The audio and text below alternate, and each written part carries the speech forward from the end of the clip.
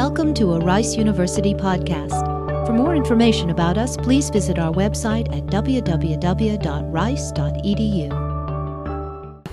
Welcome to this panel discussion, which is part of Sciencia's year-long series on the theme Biopolitics. Tonight we're looking at the politics of teaching biology and its unifying core theory, evolution, in Texas.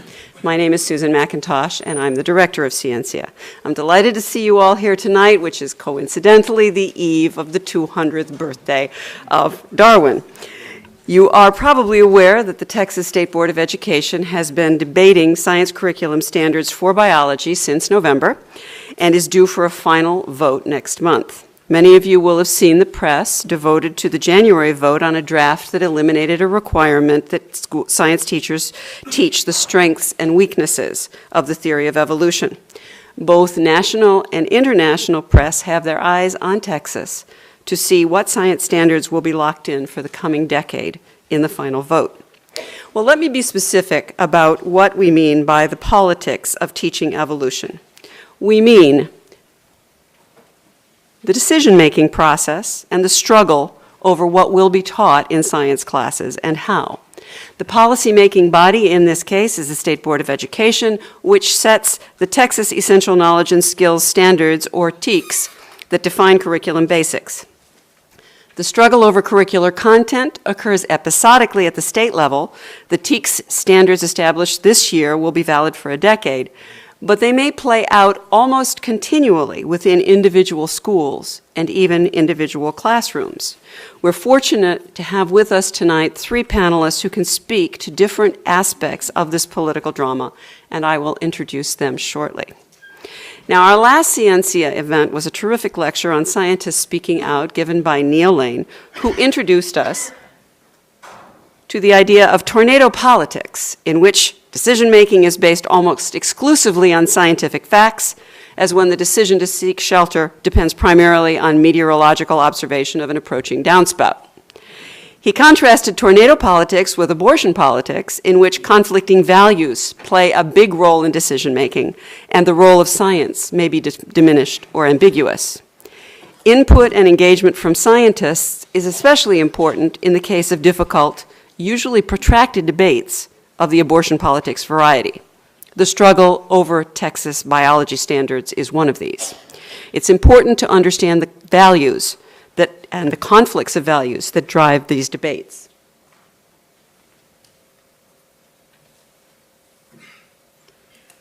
For religious fundamentalists, the primary value issue is moral decay, as initially outlined by Williams Jennings Bryan in 1922, that Darwin's denial of miracles ultimately leaves the Bible a storybook without binding authority on the conscience of man.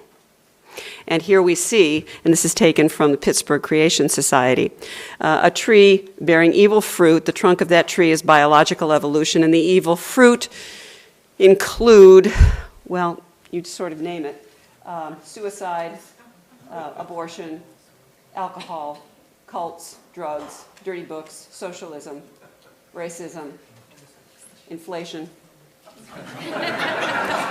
Well, so, now, it seems to me that the power of this concern needs to be understood and respected. It has traction beyond the boundaries of fundamentalism. Attempts such as those of Richard Dawkins, author of The God Delusion, to transform the debate into tornado politics by totally dismissing the value issue cannot help but fan the flames. But we must vigorously protest the proposition, illustrated in the slide, that the science of evolution emerges from godlessness, sin, and unbelief. And this is what you see at the bottom. The roots of the tree are in the soil of unbelief and sin. And there is no God right below biological evolution, so that precedes it. The popular yet false dichotomy of godless evolutionists versus God-fearing religious folks needs debunking. Pope John Paul II in 1996 stated that evolution is fully compatible with faith. Several recent books by prominent biologists, including the internationally known geneticist Francisco Ayala and former National Institute of Health Director Francis Collins, describe the centrality of their religious faith to what they do.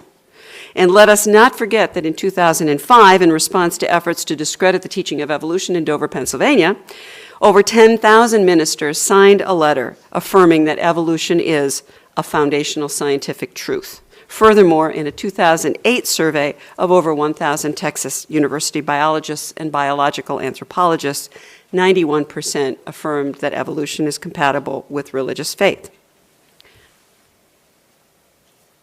Now, for scientists, a primary value issue is the integrity and value of science as a particular and powerful way of gaining knowledge about the natural world. The scientific habit of skepticism, testing assumptions, respect for evidence, accountability, and seeking out opposing points of view have been a key to increased productivity and prosperity for the past 4 centuries. Scientists and people who understand science are angered by the claim that evolution is a history of lies, half-truths, and hoaxes.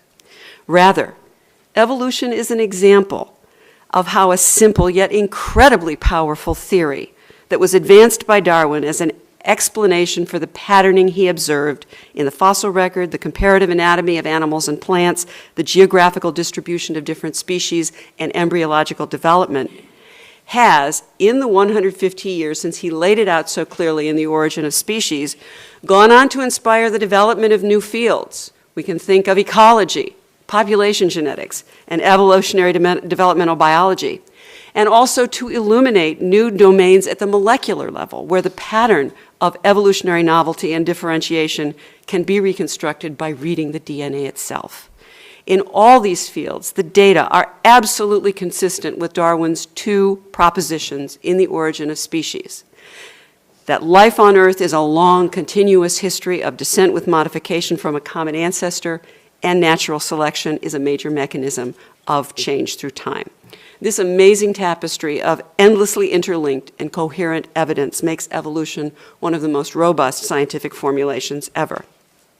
In the face of this evidence, and given that there's a generally high value placed by society on science, fundamentalists chose a new strategy in the 1960s, fashioning a proposition that the Genesis account of creation could be offered as a scientific alternative to evolution. And you see here that the Creation Society stated that the best way to counteract the evil fruit of evolution, chop off the tree at its base by scientifically discrediting evolution. So by 1981, several states, including Louisiana, and many local school boards had equal time policies for science classes. And this practice ended in 1987 with the Supreme Court decision Edwards v. Aguillard. It was quickly replaced, creation science was, by a new proposition represented as a scientific challenge to evolution: intelligent design.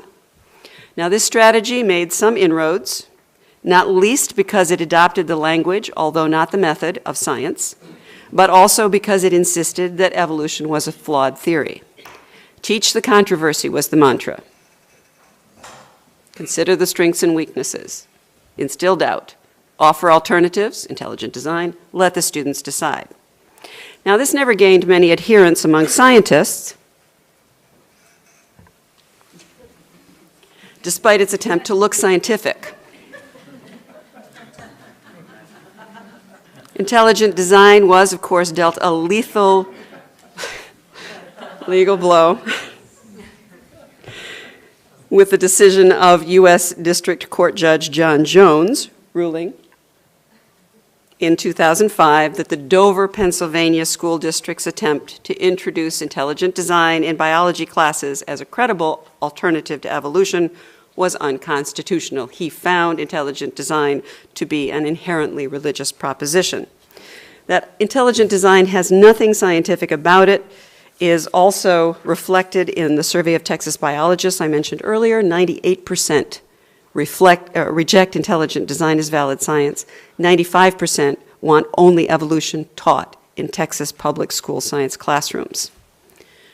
For many people, scientists and non-scientists alike, a core value in the curricular standards debate is upholding the First Amendment's clause prohibiting the establishment of religion. The court cases I've mentioned have found creation science and intelligent design to be religious, not scientific propositions. This obliges the anti-evolution advocates in Texas science curriculum debates to use strategies that have not been subjected to legal challenge yet. One such strategy is to opt for a general teach the controversy approach that does not offer intelligent design as an alternative. The new language that was inserted into text standards just hours before the January vote indicates that this is what some members of the State Board of Education are attempting. So you can see that as science concepts, they have to know evolutionary theory as a scientific explanation, but they're also expected to describe the sufficiency or insufficiency of common ancestry. This is another strengths and weaknesses approach to explain the sudden appearance, stasis, and sequential nature of groups in the fossil record. I have never read so many articles about the Cambrian explosion.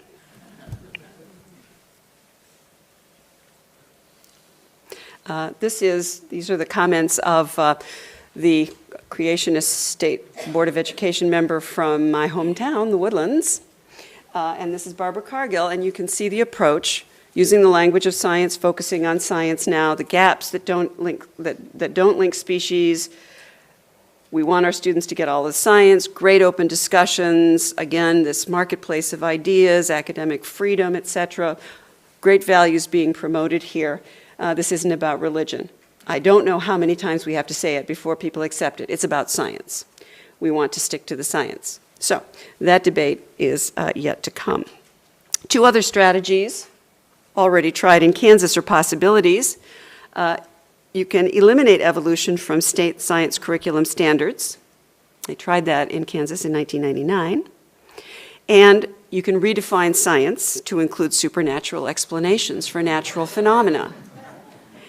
Now, this latter was tried in Kansas in 2005, making the state the object of worldwide press scrutiny and scientific outcry. And if you're interested in how this sort of thing can happen, you might want to see the documentary film Kansas v. Darwin, which Scientia will be showing in Sewell 309 a week from tomorrow, February 19th at 7 p.m. And there are flyers, I believe, outside. Flyers for this are outside on the table? No? Oh, not yet. But you can get information for it on Sciencia's website. So we may be seeing a replay of this drama shortly in Texas as the date for a final vote on these draft standards approaches, because the scientific processes aspect of the biology TEKS has this apparently unobjectionable phrase inserted at the last minute. A, know the definition of science and understand its limitations. But if we look at what the chair of our State Board of Education, Dan McElroy, said just a few months earlier, it is that if science is limited to only natural explanations, but some phenomena are actually the result of supernatural causes, science would never be able to discover the truth. Not a very good position for science. Defining science to allow for this possibility is just common sense. And the interesting thing is that he uses a changed definition of science from the National Academy of Sciences as his authority for this. So it could be an interesting month. So our focus tonight is on the nature of the struggle and the stakes for Texas that ride on the outcome. For reasons I've already outlined, we'll not be discussing the relative scientific merits of evolution versus creationism or intelligent design. We're looking at the politics. What are the various steps in the process of finalizing the TEKS standards? How do textbook approvals fit into the picture? To what extent can school supervisors exert local influence on the biology curriculum? How about parents? What is the effect of these struggles on effective classroom teaching of biology? What are the stakes for Texas, its citizens, its economy, of the outcomes of the current political struggle? So for insights into these questions, we have the benefit of comments by our three panelists. Each will speak for up to 15 minutes, and then we'll open the panel to questions from the audience. Now, to expedite this, we're going to have our Scientia fellows, student fellows, passing out cards, and they will do that now, on which you can write your questions as they occur to you. Legibly, I have been asked to stress. And we'll collect these after the panelists have spoken. I will read the questions, which will ensure that they're heard and recorded because we are videotaping this event and it will be posted on our website in a couple of weeks. Then we won't have to scramble around with microphones. So following the discussion, there will be a reception in the foyer, and you are all cordially invited to stay and chat. So now, let me introduce our speakers. William Brinkley, in the middle. He will speak first. He's the Dean of the Graduate School of Biomedical Sciences at Baylor College of Medicine. He's a Distinguished Service Professor in the Department of Molecular and Cell Biology.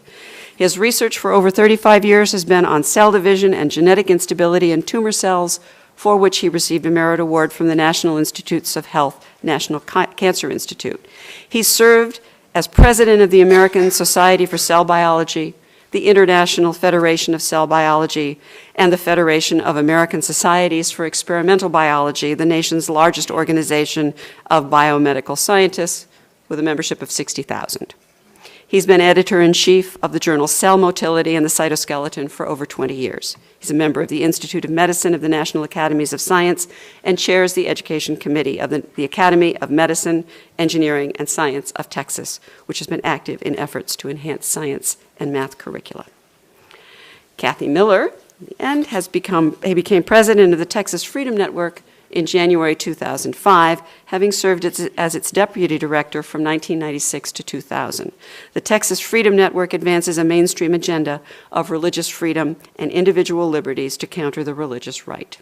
Kathy earned a degree in political science from the University of Texas at Austin in 1991 and attended the University of Texas Graduate School in philosophy. She served as communications director for the Texas Council on Family Violence and National Domestic Violence Hotline, and as public affairs director for Planned Parenthood Federation of Austin. And Richard Perzan has been a high school biology teacher for 26 years, most of that in Texas. He has a BA in biology from Southern Illinois University and an MA in biology from the University of South Carolina. He's been teaching for the past 10 years at the Academy of Science and Technology in the Conroe Independent School District, where both of my children had the extreme good fortune to have him as their biology teacher. So these are our panel, and I am glad to turn over the podium to Bill Brinkley, who will speak first, and Rick Perzan will speak second, and Kathy Miller third. Thanks.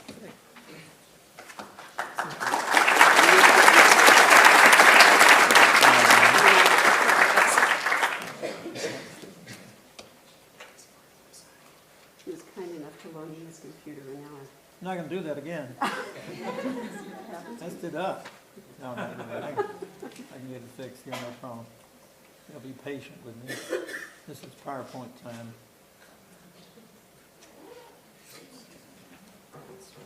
There we go.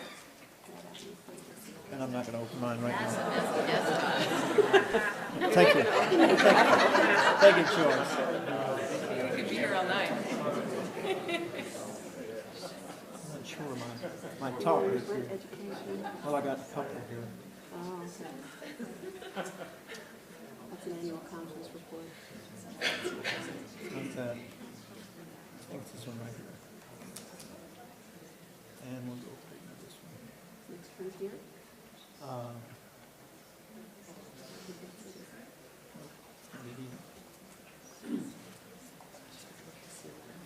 Oh, that's okay. I may not even need these.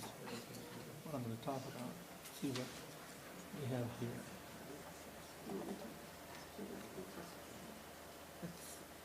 That's it. That's it. Thank you very much. Can we get the first one over here?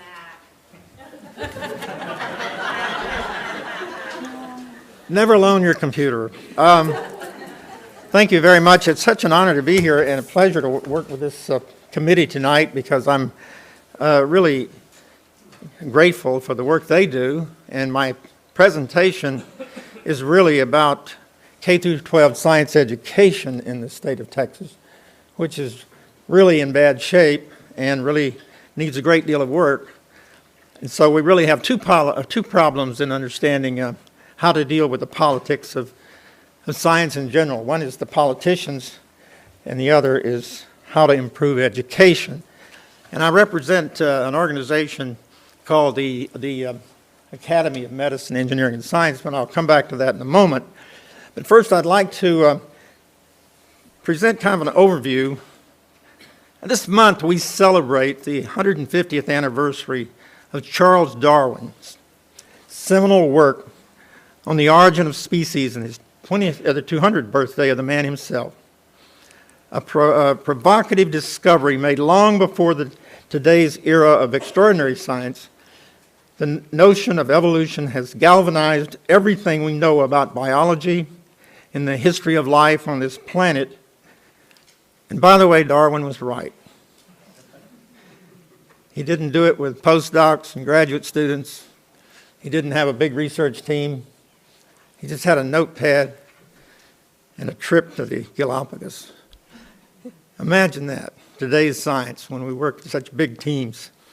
The enormous influence that the thinking of this individual had for generations to come.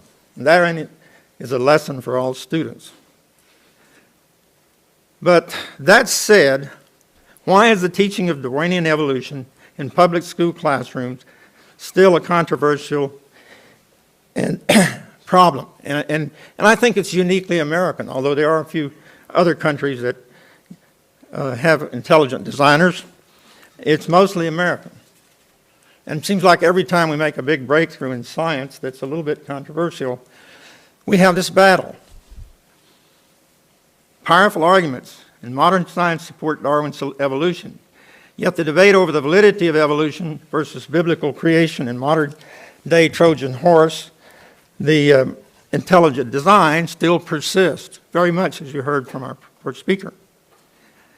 In fact, some polls indicate that at least half the American public today believes the world is 8,000 to 10,000 years old. And that humans, along with all other biological organisms and phenomena on this great planet, were created within 6 days individually. And it began with a literal interpretation of Genesis, as taught by well-meaning adults in many churches and Sunday schools to children at a very early and impressionable stage. Now, Genesis is an ancient and religious account, is nevertheless not a scientific paper, but I enjoy reading Genesis as a biologist or just as an interested reader. The biblical description of the sequence of events in the 6 days of creation is deeply poetic. Indeed, in some ways, it adheres to the sequence of events explained by evolution, as long as the day in Genesis is measured in millions of years of geological time. For example, consider the excerpts from the King James Version of the Bible. In the beginning, God created the heavens and the earth, and he let the earth bring forth grass, the herbs yielding seeds, and the fruit trees yielding fruit. And he let the waters bring forth abundantly the moving creatures that hath life. And God created great whales, and every living creature that moveth, with the waters brought from abundantly after that kind, and every winged fowl after that kind. And God saw that it was good. And God said, let the earth bring forth the living creatures. And God said, let us make man in our image. So God created man in his own image, male and female. In this description, we see the formulation of the universe, really, in a poetic way. The earth itself and the creatures and the plants that live on it and then in the waters. We see the protozoans, the fish, the reptiles, and the amphibians today, the birds and the mammals. We see a lot of other things because we know science. I grew up in a fundamentally Christian home in a community where the scripture was considered the literal and immutable word of God, yet education gave me a deeper understanding of the congruence of belief and science. Based on what I learned in public school and later in college in comparative anatomy, I concluded Darwin evolution through natural selection is a fundamental principle of all of biology and never looked back. I relate this because what I'm going to say is Science education will do it if we can do a better job of teaching science education. So why the controversy? Well, one answer is the dismal state of science education in the United States and in Texas. When I co-chaired with Dr. Marianne Rankin, Dean of the Natural Sciences at UT Austin, and a committee consisting of Dr. Richard Tapia here with us, and many other distinguished scholars, about 2 years in the making, as part of the Academy of Medicine, Engineering, and Science, or TAMIST as we call it, we found that without good science education, children would have difficulty accepting and understanding the promises of all the great things in science and its realization as we embark on the new avenues of genome sequence, computational biology, and embryonic cell research. Extremely exciting things that are hard to comprehend. They're in the making. They're revolutionary. How do we expect people who have not had the kind of education that we're fortunate to have had to understand it? If our public school science education system worked, students would learn enough science to develop a logical and balanced view of the age of science and the origin of species. By the time they complete high school, or certainly college, they would have sufficient knowledge in biology, chemistry, and math, physics to contemplate the natural history and education consisting of a mix of classroom science taught by competent teachers, and by the way, we really have some great competent teachers in Texas. They're scattered, but we don't have enough of them.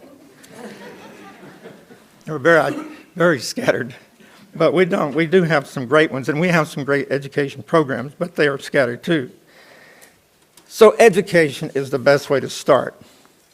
Gifted teachers make understanding evolution and supporting evidence, such as paleontology, geology, and astronomical sciences, fascinating and logical and problem-solving was associated with that. And the way they teach now is just ridiculous. To have to memorize all the parts of the cell, for goodness sake. I'm a cell biologist. That bored me. We can do a better job of being more, if you heard Bruce Alberts the other night, great editor of Science magazine, indicating how disappointed he was in the way our science is taught today. For the most part, let me close with saying I generally agree with the late Stephen Jay Gould. Science and religion are two non-overlapping magisteria. They do not dance well together, but they remain best friends and can remain best friends. Happy birthday, Darwin. And with that, I'd like to show a few slides of our findings for the education report. We started by being inspired by a national science report some of you may have seen called Rising Above the Gathering Storm. If you haven't read that, you really should. It's online with the National Academy website. But it really foretells other great problems ahead if we don't do something soon. So the TAMIS group decided to make Texas an example and try to do something here. So the report was released December 9, 2008.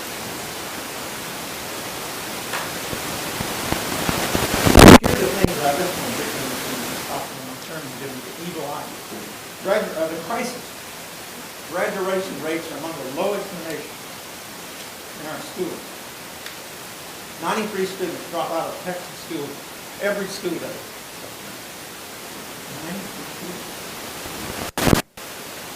That's incredible. In 2007, 4,000 science and math teachers walked out of the classroom.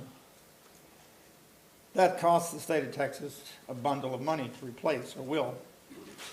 40% of the teachers failed science certification examinations at least once in Texas' lowest performing schools where they're so badly needed. By the way, our demographics are changing rapidly, and we have a lot of schools that need help. And we need to be concerned about that. It creates new challenges for our teachers. Large classrooms, and a very interesting time in education. It's In China, 42% of college undergraduates earn science or engineering degrees when they go into college. In the U.S., only 5% do. How can we compete as a state, as a country, with countries like China and India and other places that are doing so much better job? Only 4% of Texas high school grads are ready for college-level science. We made 4 recommendations, and I'll stop. Recruit, reward, and retain teachers. It all comes down to teachers.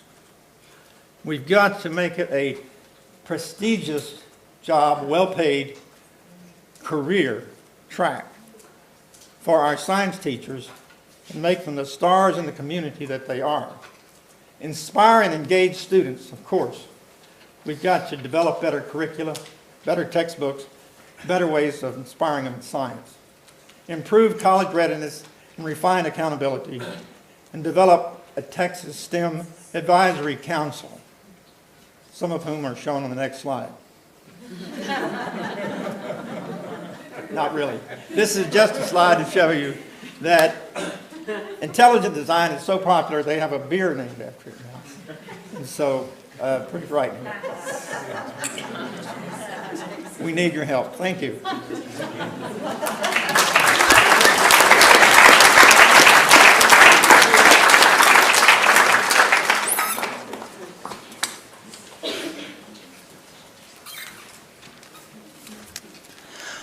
Hello. I'm Richard Perzan, and you have to excuse me for feeling a little bit nervous. Normally when I speak as a high school biology teacher, there's maybe 30 people, and they're a lot younger than you. And I feel much more comfortable then, but I'll try to get through it. If during the presentation or my discussion I kind of glance to the back, I notice I've got 5 of my students that traveled all the way down here. I hope to support me, so they're going to serve as a calming effect on me. All right?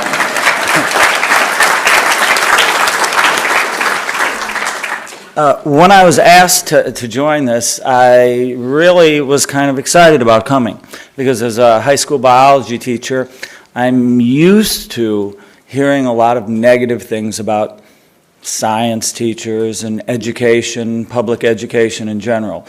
And I really feel as I get near the end of my career that part of my job is to promote it and to point out some of the positives of it. And I've been teaching biology at high school level for 26 years, and in a variety of different types of school. In Texas, they range from 1A to 5A. I've worked in high schools that had no more than 150 students, and high schools that have 3,000 students. Rural schools and even urban schools I've worked in. So I feel like I've had a good opportunity to see a lot. And I really do feel lucky, because I've gotten a lot out of my profession, aside from the fabulous salary that I get paid. I do get to talk about that which I love probably as much as my children, and that's biology. And so I feel lucky for that. And I'm only speaking tonight as an individual biology teacher. I can't speak for other science teachers. And I cannot speak for my school district, although I may tell you a bit about them. So I'm talking to you in the only area of expertise I have, and that would be myself, and how I prepare and what I see as my responsibility to my students. And again, not to keep mentioning, as I reach the end of my career, I take my responsibility to my students very seriously. So, when I prepare at the end of a summer, after the depression sets in and I realize I'm going back to work, and I try to prepare for my biology classes, I really try to put some time in preparation. As teachers season, they realize that much of what's expected from them, from their administration, isn't really important. And preparation for the students is what's most important. And when I look back at a year that's passed, I try to assess what I consider are the successes and the failures, and then try to improve each year. And as a biology teacher, when I prepare for the year, there's really 3 factors that I have to take in consideration before I ever greet my new group of students. The first, because of my responsibility to the state of Texas, of course, I have to look towards Austin and see what the State Board of Education has done. Are there any changes? And for a teacher, that transfers into what we often can't agree on how we pronounce it, tex or teeks. I hear it all different ways. And of course, that's the Texas Essential Knowledge and Skills that's put out by the State Board of Education. For biology classes, there are 12, and those serve as guidelines for what I should be addressing in my class. In particular, tex or teeks, number 7 addresses the teaching of evolution, and it has 5 subcategories. So I try to take a look at those first and see if there's any changes. And obviously, in the past few weeks, there's been some changes. The removal of 3 words that are very important, and that is strengths and weaknesses in the theory of evolution. So that's my first step in planning. After that, because I'm an employee of a district, which I answer to, I take a look at what our school district's policy is on a topic, for example, evolution. And before technology was so prevalent, that would involve just a phone call to our district's science coordinator and just asking, are there any changes in our policy? What does the board wish me to do and not do? But now, because of technology, most districts have websites. You can go to the websites, you can click on district policy, a box will pop up where you can type in a topic like evolution, and instantly you'll be taken to what the board's policy is. And again, I'm only speaking for the Conroe Independent School District. And I took a look at that, and there really is no policy for teaching evolution, which, from my asking other teachers, is kind of common. But anyway, I wanted to try, and I went to our website, and I plugged in only one word under board policy, and that was evolution, which is the topic of tonight. And something popped up. It took me to an area of the board policy that's called academic freedom, and that really kind of caught my eye. And again, using evolution as a key word, the policy under academic freedom basically says, for my district, the district shall not require teaching and learning to be tailored to the principles or prohibitions of any religious sect or dogma. The district shall not adopt programs or practices that aid or oppose any religion, holding unconstitutional a prohibition against teaching evolution, holding unconstitutional a requirement that creationism be taught with evolution. And when I asked further to our science coordinator, her reply basically was, just do what the State Board of Education TEKS asks you to do. So that's the second factor I look at planning what I'm going to teach in the year. The third factor that influences what I teach in class, I'm teaching advanced placement biology, AP biology it's called, which has been around since the late 50s. And advanced placement biology, like many advanced placement classes, is sanctioned by the College Board. Students who take those courses, at the end of those courses, are allowed to take the advanced placement exam. That's written by educators in Princeton, New Jersey. If students are successful, earning a passing rating on the exam, then they can earn college credit for their high school course. I see that as a great opportunity for students and for me as a teacher to give them that chance at saving their parents valuable tuition dollars. The College Board oversees topics that are taught in those courses, recommended guidelines. And 3 years ago, they made a big change. At that point in time, teachers who were teaching advanced placement classes were required to submit in advance a complete outline for the course, a syllabus that included objectives, all of the lab activities that we're going to do, readings that we would include, basically everything we were going to do in advance. And as a teacher, I had to submit it. Then it was evaluated and either accepted or rejected.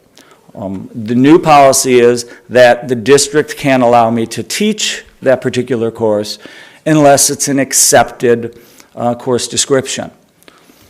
And obviously, I would imagine that if parts are left out based on personal beliefs, it probably would be rejected.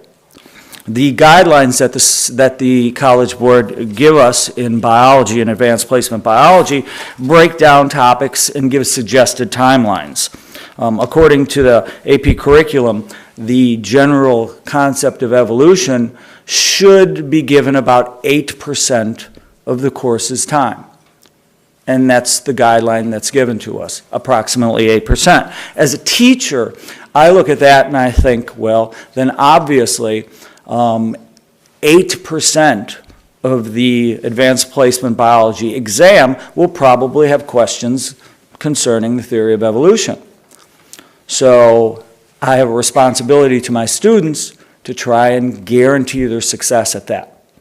I've found from experience that most students, because of deficiencies in earlier education, need a little bit more than 8% of the time on that concept. Now, at my school, I have 139 hours of contact time with my students in the course of a year. 8% of that would be approximately, and I did the math before, yes, 11 hours of my course then. A minimum should probably be devoted to the teachings of evolution.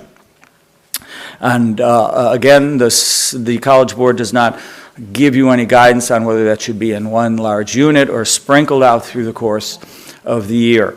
And again, that's probably determined by the individual teacher and how they feel about the topic. So those three things weigh heavy on me when I'm designing my course each year, redesigning my course. And so I try to keep that in mind because ultimately I see a big responsibility at preparing my students for passing that exam. Probably the only exam that I put a lot of importance in regards to what the state has asked us teachers to do. And if you're not sure what I'm talking about, then ask your children. But now, of course, I try to keep in mind the parents of the kids because that's why they're there and how they might feel. And when I meet with parents at the beginning of the year and we have an open house setting, I give them the syllabus to my course. I show them and I tell them that we're going to be talking about that topic. And I come right out front. And I ask them if they have any problems or want to talk with me, we can do that in a civilized way. Probably not at open house. Now, that's how I address teaching biology. And personally, over years, I've found that with my students, I try to, no matter what we're discussing in class, to bring evolution into that topic. If we're discussing photosynthesis, the process of photosynthesis, that's the perfect time to throw evolution out and talk about the variety of mechanisms that plants use in that process and how evolution led to that. So most of my students, the ones that are awake, will tell you that they hear the word a lot in class. And I hope they hear it in so many different contexts that they actually begin to feel like they get an understanding of it. Now, 3 months ago when I agreed to do this, I also felt a responsibility to talk to other biology teachers and ask them, how do you do things? And again, I don't speak for them, but I got some information from those teachers. And teachers that are in their first decade or so of teaching, usually every day is just a nightmare for them. It's like a Monday every day of the week. And a lot of times they look to the older teachers for some assistance. They really are trying to tread water. Class sizes are getting enormous, resources are less, but I'm getting off subject there and probably getting my district upset with me. Teachers who have been around for a while and really enjoy teaching biology and love it are passionate about this and are excited about the fact that now, if I'm trying to spend 8% of my time teaching evolution, I have more time because now I don't have to discuss the strengths and the weaknesses. We can get to the process itself. So that helps my students. Some of the teachers I talked to I found a little bit of humor in it. One of my best friends teaches at a private school, but a non-religious private school. And when I talked to her about teaching evolution, she just smiled and told me, well, it's not a problem anymore. She said, I can say evolution all day long, and it doesn't cause any complaints from parents. But since, she told me, most of the parents of my children work for oil companies, if I say global warming, now I'm in trouble. So maybe we're getting a little break there. But again, I want to stress that it's a personal thing. I'm not speaking for teachers. I don't know what a lot of other ones do. I know we need help and we need support. And again, I'm excited about being here, you know, on the eve of Darwin's birthday. By the way, most of my students know, because I tell them all the time, one of the reasons I enjoy this so much is I share Darwin's birthday. Just a little bit younger than he is. And I have to say, in all the years I taught, 3 years ago, I had the opportunity to take 16 students, and we went to the Galapagos Islands. And we spent time there, and I thought it should be somewhere in all of this money that's floating around, something that biology teachers can be given that opportunity, because it opens your eyes, but it's also wonderful to be there with students and see their eyes open. So thank you for letting me tell you a little bit about being in the classroom.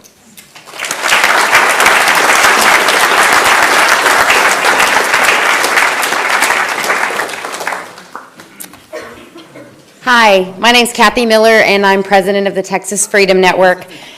I want to thank Susan and honor Scientia for taking on this topic, not just because it's timely on the eve of Darwin's birthday, but because we are smack in the middle of a highly contentious political debate over teaching evolution, and it takes some courage to do this.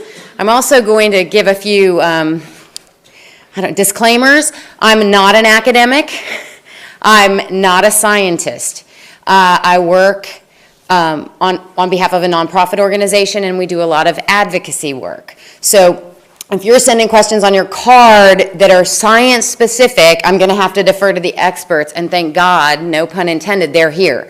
So I'm going to actually come a little bit full circle, because Susan started with some of the kind of mechanisms for how the state determines education policy around the teaching of evolution. And I want to just fill in some of those gaps and kind of bring you along to precisely where we are at this moment in the hot political debate over teaching evolution in our public school science classrooms, and then perhaps suggest a few things you might want to do to become involved if this topic is particularly interesting to you.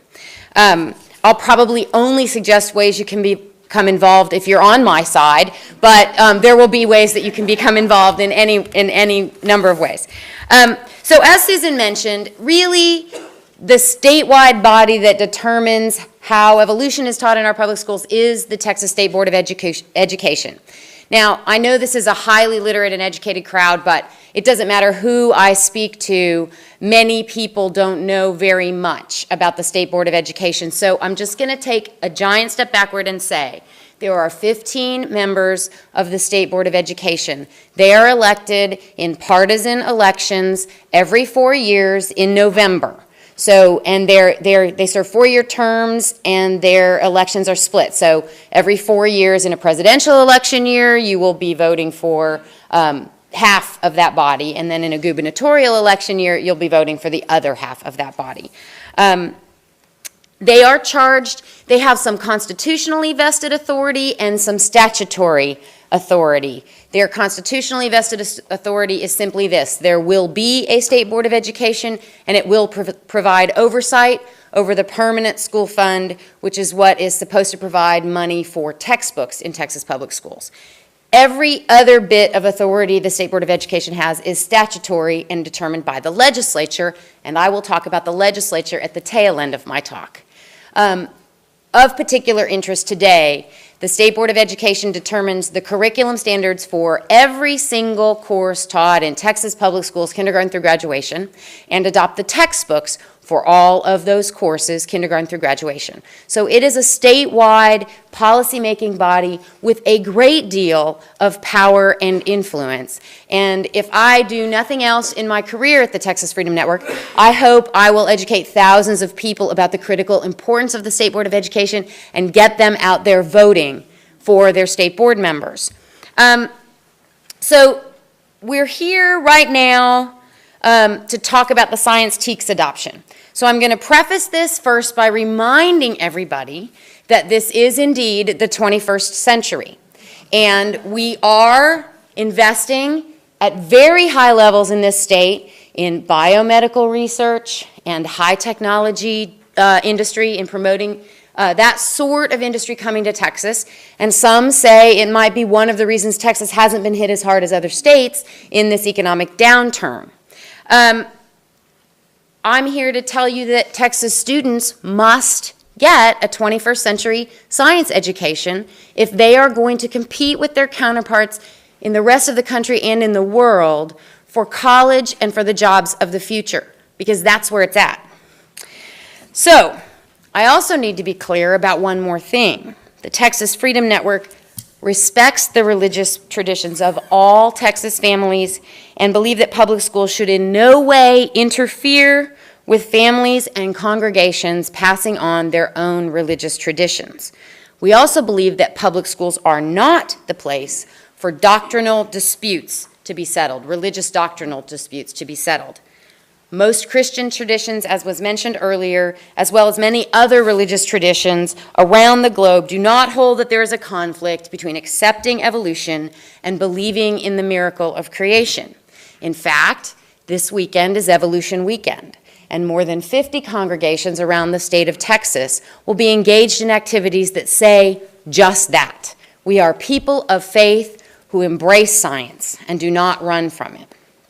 However, some religious traditions do have some issues with evolution, and Susan did a very good job of talking about that.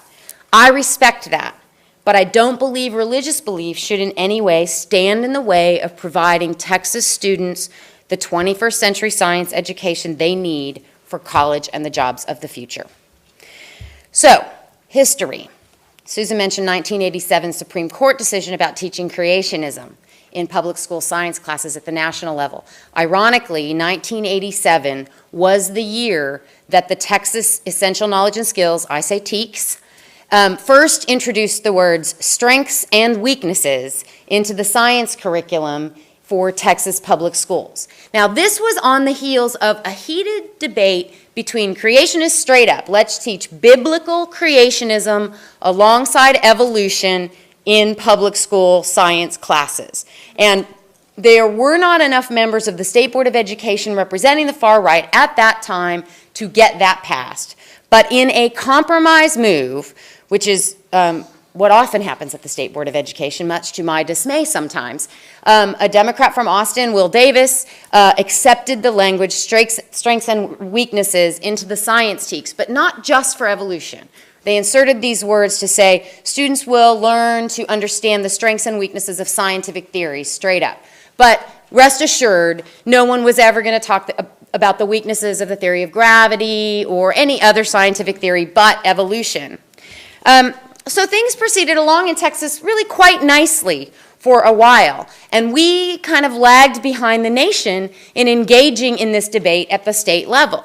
And as Susan mentioned, creationism, outright creation science, was ruled unconstitutional. So a bunch of folks got together, and a long time passed, but a little group called the Discovery Institute out of Seattle was formed, and they came together to promote a theistic understanding of science.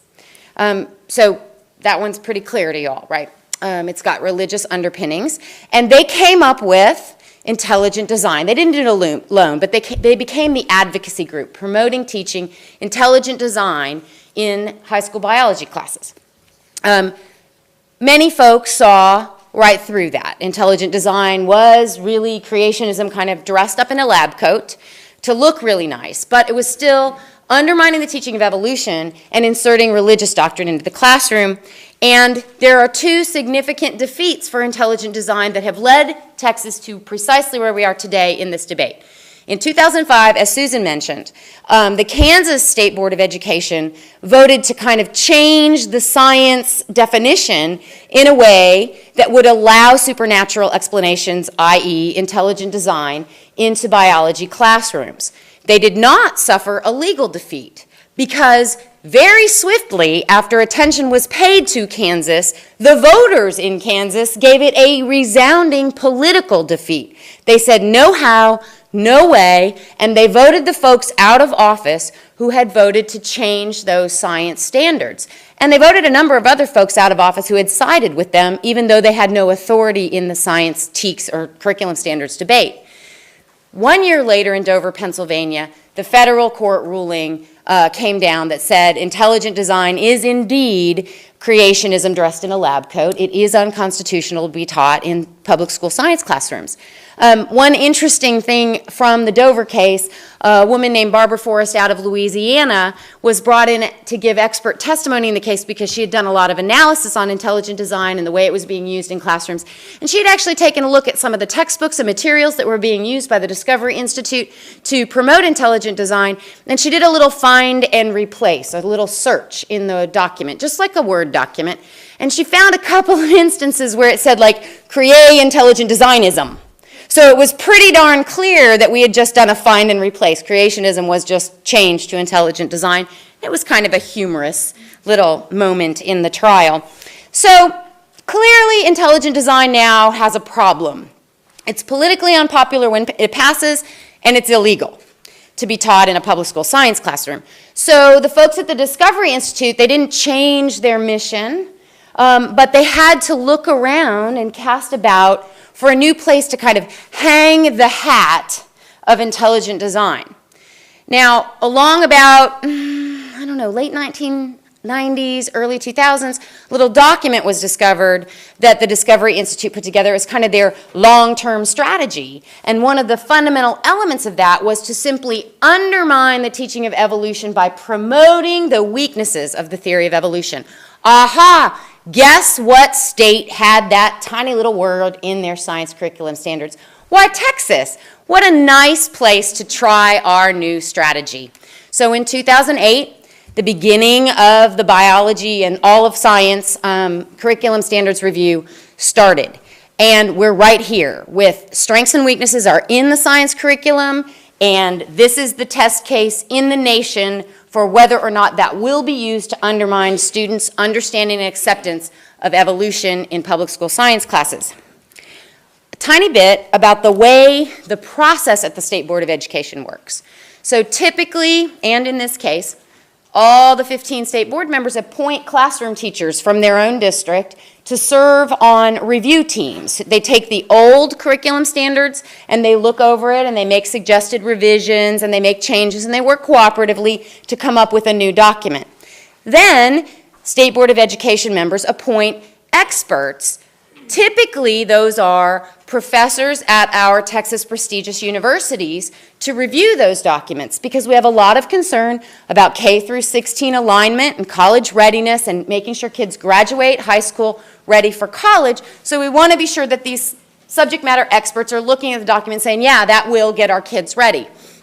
This time, interestingly, and not surprisingly, the board is very evenly split between folks who are promoting the weaknesses or promoting undermining evolution by including the word weaknesses in the curriculum, 7 members for sure, and the folks who want to ensure our kids get a 21st century science education, 6 members for sure, and then there are 2 swing votes. That's general knowledge, even if there's somebody in the room that's going back, that's pretty much what everybody knows.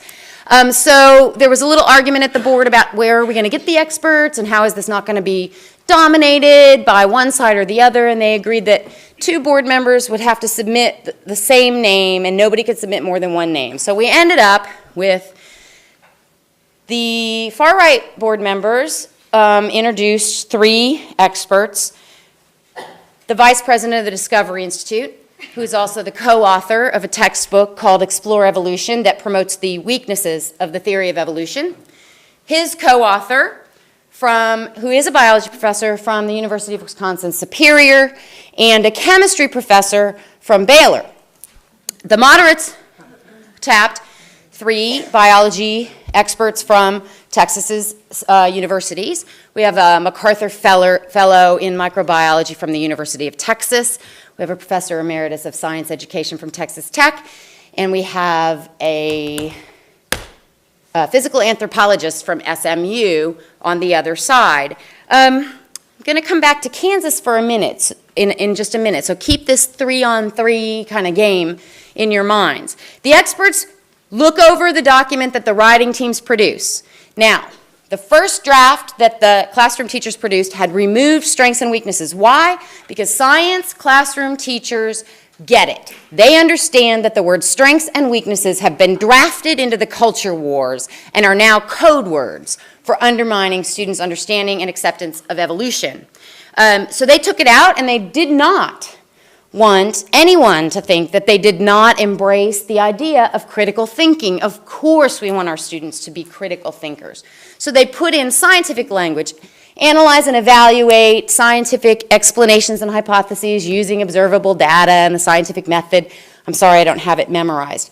And the experts contributed, the 3-on-3 experts contributed their opinions, and those 3 words stayed out of the final document that was presented to the State Board of Education in January. In the intervening months, 2 things happened. Well, lots of things happened, but I'm going to call your attention to 2, and I'm going to walk. And I know I'm being taped, so Susan McIntosh mentioned this study by Ray Eve at UT Arlington. It was a survey of biology professors and physical anthropology professors across the state of Texas at all 35 of our public universities and the 15 largest private universities in the state. Disclaimer, the Texas Freedom Network Education Fund did publish this study, but we did not conduct the study. The study found exactly what Susan told you, 97.6% of our faculty at our Texas colleges and universities do not think intelligent design is science, and 95% don't want any alternative theories in the classroom. Little disclaimer there, a few of the folks that do want alternative theories in the classroom only want it there because they want to show students why they're wrong. So there's near universal support among the scientific community in Texas at the colleges and universities where most of our students will go that we should not be mucking around with the study of evolution. There was also a big day of public testimony and comment where we stayed until midnight, and it was about 8-1 against strengths and weaknesses. That was followed by what I call January's big circus and the first vote on the curriculum standards.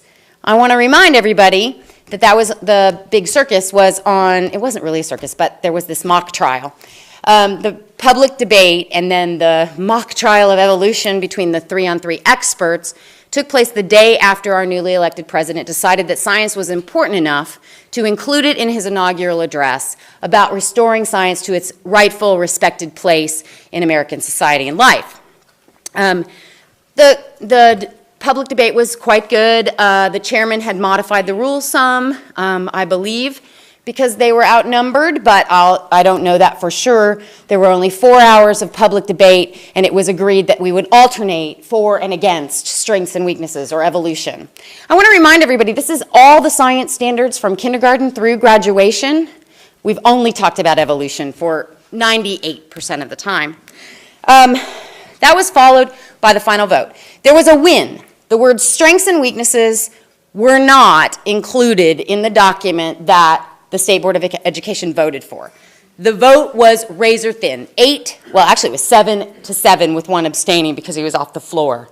Then someone introduced an amendment to teach the supportive and unsupportive arguments for the theory of evolution. At that point, the 8th member was on the floor and the vote was 8-7. But razor thin, folks, razor thin about whether or not we're giving our kids a 21st century science education or not. That was followed by a number of amendments offered by board members who support intelligent design or at least undermining evolution by teaching phony weaknesses, which, by the way, have been debunked by science for years and years and years. I mean, we're talking about Piltdown Man and the Cambrian explosion. I mean, we're talking about things that science can address. So that's what the weaknesses are, and those are the weaknesses in the book. That's where the amendment that Susan showed you about the insufficiencies of common descent and then gaps in the fossil record and stasis was included into the curriculum standards for evolution. There were a number of other modifications to the earth and space science curriculum that really would undermine students' acceptance of the age of the earth analysis and the age of the universe analysis. So there are serious problems with the document that came out in January. That brings us here where we are today. And I know I've run out of time, so I have 2 minutes. The final vote on the science curriculum standards will take place on March 26th and March 27th. It was announced, well, we're hearing that there will be a third round of public testimony on March the 25th. And that's not typically the case right before a final vote, so I don't know what the deal is, but if you are interested, as Susan mentioned, you can watch Kansas v. Darwin, which, by the way, is a great film, actually quite entertaining as well as educational, or you can come on March the 25th and watch it play out right here in Texas. So that's coming up, and I would encourage folks that care about this issue to participate. It matters not to me which side you fall on this debate. I would rather you participate than not. So if this is something you care passionately about, I encourage you to make the trip to Austin. This is a significant vote. This is one of the largest First Amendment battles taking place in this country, and it's happening in your backyard. It's also really worthwhile watching the way the State Board of Education makes education policy, because I would guess that many of you will find it appalling. Also, the chairman of the State Board, who is an avowed young earth creationist, and he was quoted by Susan earlier, still needs to be confirmed by the Texas Senate. So those of you who are interested ought to pay some attention to that confirmation and see if any questions are asked about science standards and the teaching of evolution. Finally, there are a number of bills at the legislature that don't address science education specifically, but do address the State Board of Education and the way that they make education policy. The reason this is pertinent here is because at the very end of the final vote in January, the first round, Chairman McElroy, who is absolutely well-read on evolution, particularly creationist literature, but has read other stuff, introduced this amendment and prefaced it with a ton of quotes from scientists. Quote mining is a well-known tactic that the creationists use to try and undermine Darwin. It was pointed out, right, that most biology that's happening today is not Darwinist. It's gone well beyond because of genetics and all of that. But so he introduced all of this. And he's well read on this subject, but he's a dentist from Bryan, Texas. The science experts from our respected colleges and universities responded immediately that night to say, this is not good, folks. This will not only suggest that Texas is not open for business with respect to science, but it might suggest we don't even understand English because we can't even figure out what this amendment means that we've introduced to the science teaks. But I bring that up only to say one individual with no content matter expertise can dictate what 4.2 million Texas kids will learn about evolution for a decade. That is crazy, folks. I don't care where you fall in this debate. I hope we can agree that experts in the subject matter ought to have a lot more input than elected politicians. And so that's why I think these State Board of Education bills are important. There are a couple of things you can do if you want to get involved. I brought postcards today. I refrained from bringing stacks of stuff. Stand Up for Science postcards. The Texas Freedom Network has a Stand Up for Science campaign. If you sign a postcard, I'll take it back with me today, or you can mail it. They'll be delivered to state board members, but more importantly, we'll be able to let you know what's happening as it's happening. The second thing you can do is go to TFN. If you can't come to the 25th hearing, we live blog at tfninsider.org, and you can follow our opinion of what's happening, which is probably more interesting than the audio feed. And I think finally, I would just say, tell everybody you know. And again, the Texas Freedom Network believes in the power of the grassroots. We are an advocacy organization, and it doesn't matter to me what side you fall on this debate. If you tell everyone you know that the State Board of Education makes these policies and that people need to pay attention to who they're voting for, it will matter and it will make a difference. Thanks.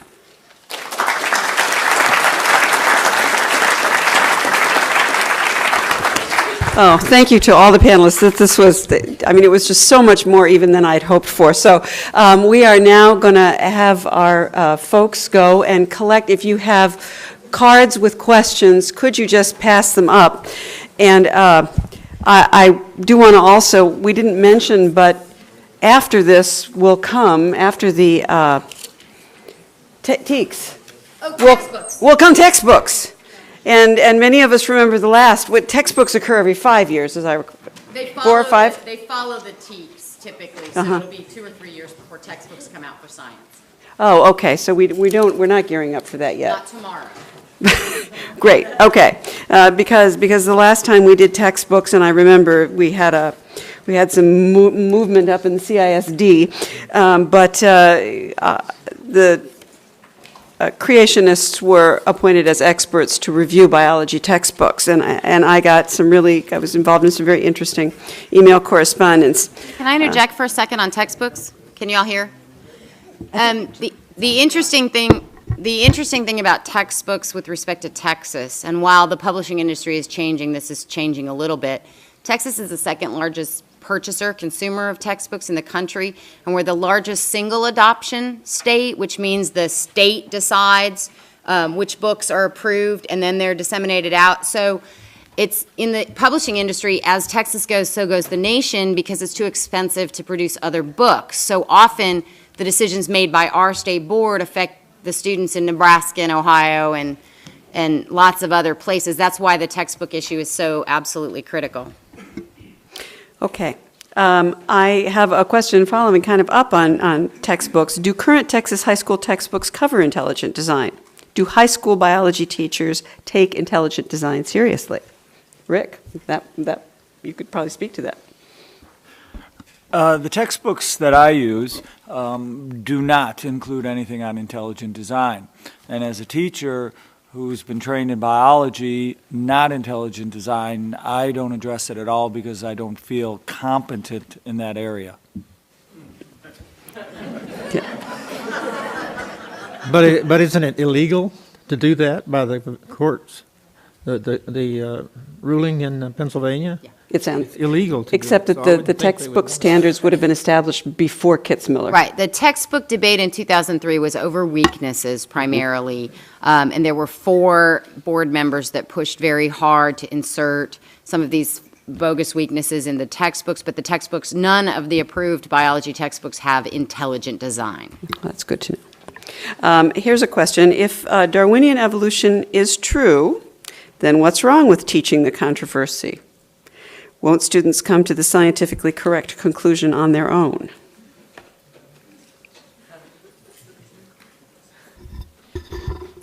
In biology, there's no controversy. Here we are.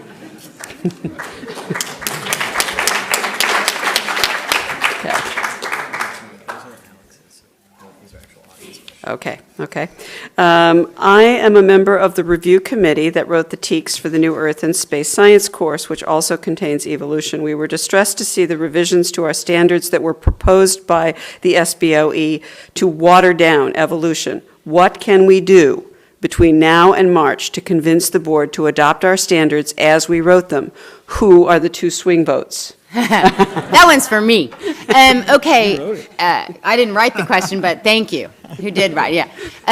So the TEKS that were approved in January will be posted on the TEA website officially on Friday for a 30-day public comment period. So if you are a member of the writing team, you absolutely should post your public comment there about how disturbed you are, having gone through the whole process to have this changed. It's not super easy to navigate your way, so I'm happy to answer that question or send you an email, so grab me before I leave, or I'm Kathy, Kathy, @tfn.org, and I'll provide you that information. So that's the first thing you can do. The second thing you can do is send a letter to all of the 8 folks who voted against strengths and weaknesses, and let them know that you want them to return to the document, the ESS standards that were introduced from the writing teams with expert insight and comment. Those 8 members are Mary Helen Berlanga, Mavis Knight, Renee Nunez, Rick Agosto, one of the swing votes, Bob Craig, Pat Hardy, Tyncey Miller, the other swing vote, and Lawrence Allen from Houston. Those were the 8 votes. You should let them know, and you should actually, there's a single SBOE email box that it will be distributed to all the state board members. Again, I don't have that email address on me, but I can let you know if you just give me an email to send it to. You should let them know. Finally, if you represent an organization or you work at a university or any of those places, please send me a letter and let me know. We're trying to put together a lot of such documentation to help board members understand precisely what Bill said. There is no controversy in the scientific community. Just to follow up on board members, who exactly on the Texas Board of Education is proposing Discovery Institute members as experts, and will public opinion sway anyone on the board? I'm the political girl.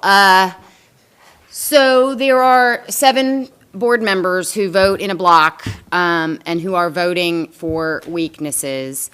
Chairman McElroy recused himself from nominating anyone as an expert so that they would have an even number. I don't recall which board members nominated Myers from the Discovery Institute, but it didn't matter which ones. 2 of them were going to submit someone from Discovery and Seelke from University of Wisconsin Superior. So it's the board members who voted for weaknesses, and there were 7 of them. Again, I can list them here, but that takes time. TFN.org has all of that information. Okay. Here's a question. Why have scientists not done more to argue for their position that evolution is true? What can and should they do? Well, I think that my colleagues in science are not very good at getting involved in political arguments. I try to get them to go to Washington to talk about the need for more legislation for science, and I also find that they're just complain a lot, but not. My colleagues just don't get involved enough in it, and I really don't know how to generate the interest. But I think they're starting to. When they listen to things like the appalling situation with the way where the politicians make the decision about science, they should get involved. Well, I will just counter a little bit. I've been more than a little proud to work with a number of science educators from around the state of Texas and a number of scientists teaching in our universities and practicing science in the real world who have more than risen to the challenge and who have really understood from 2 years ago when we knew this was coming, how critical this debate was going to be. And so there are a number of folks out there in the scientific community who are weighing in. The problem is a lot of scientists are doing science. And, we want them to. And the other problem is they aren't all as politically articulate as my colleague here on the panel. In some ways, scientific language is not very persuadable with the general public. In the same way that a question was asked about public opinion, the general public doesn't have as deep an understanding of science as many people. So it's tough. So this is a broader education question. Yes, right. A question is part of the reason that proponents of evolution have not been more successful in debate is that scientists and other intellectuals tend to view creationists with derision and scorn. And is this, in fact, a tendency prevalent among scientists and intellectuals? Can I answer that one? Please. Well, I think, many scientists are logical and intellectual people that they would not look at someone scorn for what they believe. I think most scientists realize that science is science, and the belief system is the belief system, and they're not going to cross that boundary. But there's some famous books that are out that do scorn it. You mentioned one earlier that do, but I don't think it's a general. I think it's a false statement that scientists generally scorn creationists. Because I think many of us in my age bracket started out life as a creationist, and we learned how to deal with the notion of what we were taught by our parents and teachers in those days. And the younger ones today have the great advantage of the knowledge we have. But I think generally scientists don't scorn people, like just a few hotheads. Yeah, and I would say you might all want to be on the lookout for a book that will be forthcoming in the near future by Elaine Eklund in our sociology department called Waging Peace, and it's the results of a survey that she did of attitudes of scientists towards religion, and that she does her evidence suggests that this sort of narrative that we have, this conflict narrative that we have very popularly in the United States, does not hold up when you actually talk to scientists about their attitudes about religion and towards people who are religious, who in some cases are the scientists themselves, as we've seen here. So here's another question. If biology teachers across Texas uniformly support evolution, does it matter if the TEK's wording is corrupted? Won't the teachers just do the right thing? Rick, do you want to? I can't speak for the other teachers. I can only speak for myself. Again, I feel I have a responsibility to my students, and sometimes in my effort to meet that responsibility, I choose to ignore certain things.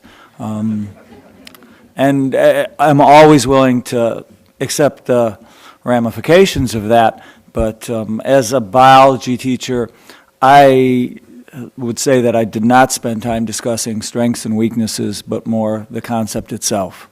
Again, I don't know how other science teachers feel. Yeah. Here's one. What do you think, this probably, and whoever knows about this, what do you think about the firing of State Science Program Director Chris Comer over her stand on evolution? I'm not sure she took a stand on evolution. She forwarded an email about a lecture by Barbara Forrest, who you mentioned. Her lawsuit is online if you want to read it.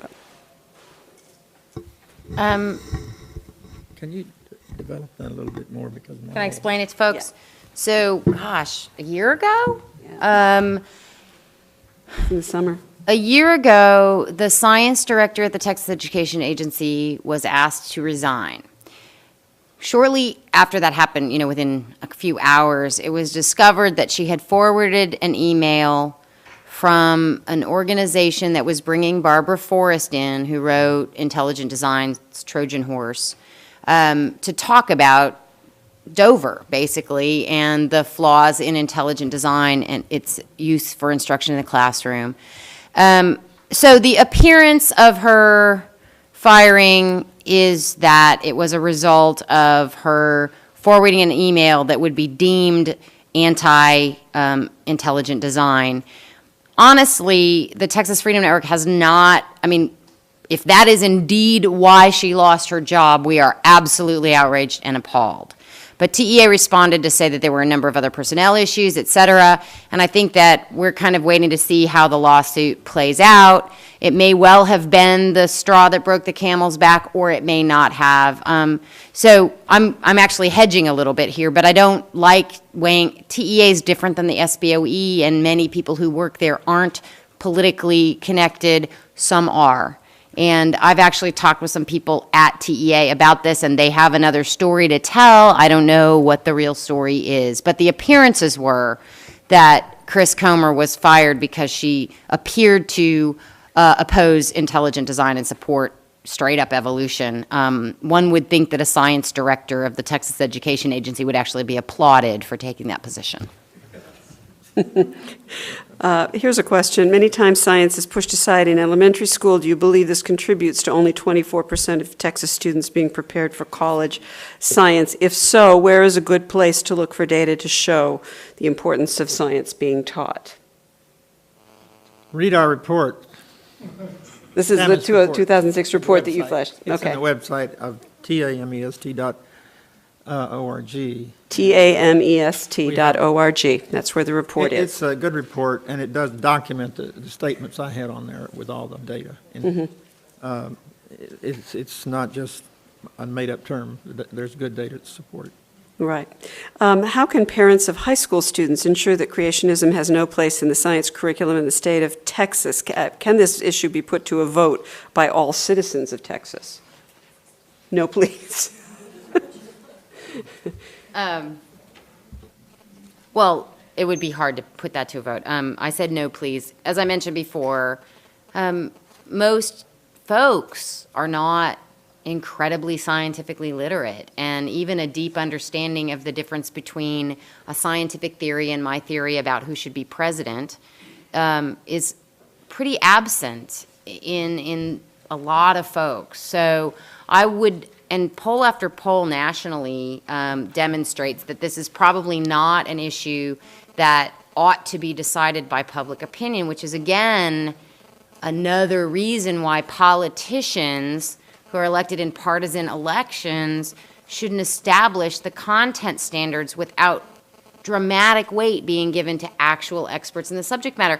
I mean, if it were mathematics, people aren't that, literate in mathematics either. I mean, we can't expect a single elected member of the State Board of Education to have enough expertise in every area that we're asking them to review to really make qualified decisions about what gets kids ready for college. That's why we need to find a new mechanism to bring experts more highly and give them more formality in this process. Mm-hmm. Yeah. How strong is the correlation between political party and pro or anti-teaching intelligent design? Do you have any figures on that? All seven of the faction that support the weaknesses, they will tell you they don't support intelligent design, although they all did answer that they do on voter guides.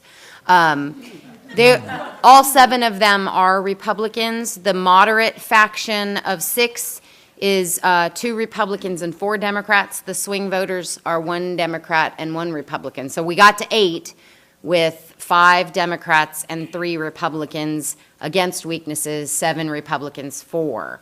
So political party seems to be highly correlated to the anti-evolution position, but not necessarily entirely correlated to the pro-evolution position.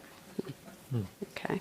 There's a question on sort of broader implications, as there's increasing concern about broadening public understanding of science and the use of scientific methods for problem solving in civic and policy contexts. How might teaching evolution fit into broader education reform in the U.S., and what changes in Texas could aid in this? That's not me. That's Bill. I'll take a stab at it. I think the question is, how could teaching of evolution improve our ability to understand science in general? It's probably the most provocative form of science that I can think of. I mean, the fact that it's so well documented from every different discipline now that anyone who really understands the broad perspectives of impact of evolution on everything from the universe to, molecular biology and genetics, realize that without evolution, none of that makes much sense. It really doesn't. And so you could use an argument of the logic of evolution as having things that give rise to by mutation to other things in life, or mathematically related to that, and any of the stars in the universe as examples. And so it's really one massive topic of science that we're talking about here, not just evolution. If you taught it creatively, I couldn't do that, but I'm thinking that a teacher could be looking at that dealt with that question could look at a broad perspective of science and see how evolution fits into everything, Yeah, even into society and social studies. yeah. Yeah, I was astonished to read. I don't know if I that. answered the question. I've even forgotten Yeah, what it was. well, that even minerals have evolved. Right. Who knew? That started out with a few, and now we've got a lot. What I wanted to do was end this at 8:30, even though I have some more questions left, but I thought maybe you would want to go to the reception and get a chance to talk to people. And we've got folks driving back to Austin and to Conroe, or around Conroe, so they've got a ways to go. So I wanted to let this out a little bit early, and I hope you'll forgive me, because I said we'd have the discussion go on to 9, but if you can stay, they can stay for a while, and you can continue the discussion out at the reception. So please join us, and thank you very much for coming, and thank our panelists, please.